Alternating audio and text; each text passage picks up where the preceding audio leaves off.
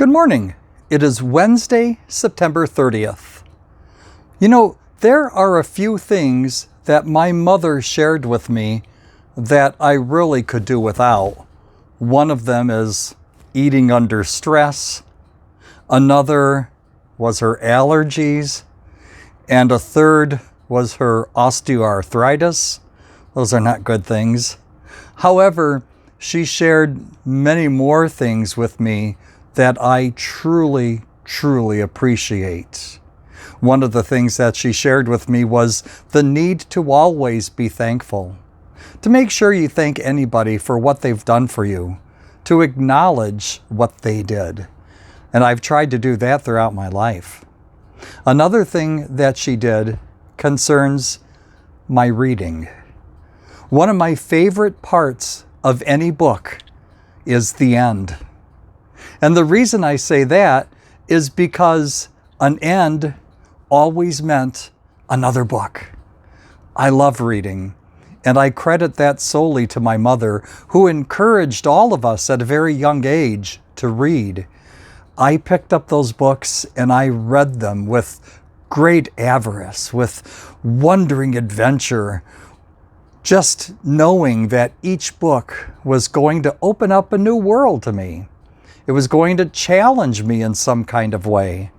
And unknowing to me, it was building up a vocabulary, it was building up knowledge, it was building up a confidence to look at the world and face the world. I talk about endings because today's another ending. It is the last day of September. I don't know where the time is going, but September just flew by. And while it might be the end of September, tomorrow's a new month.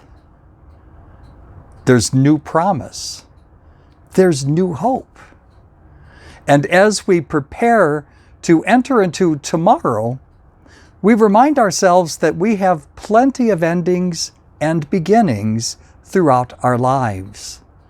This pandemic has been a royal pain in the patootie. And yet we know one day it will end.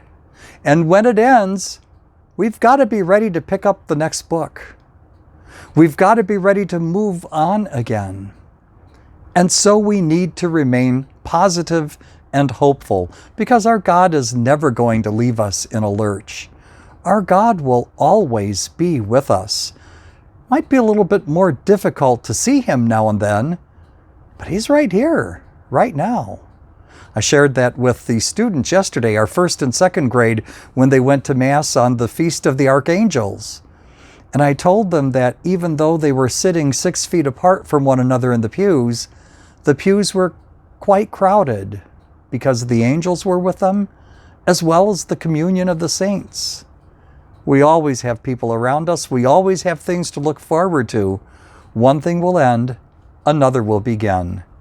Be joyful and hopeful. God bless you this day and every day of your lives.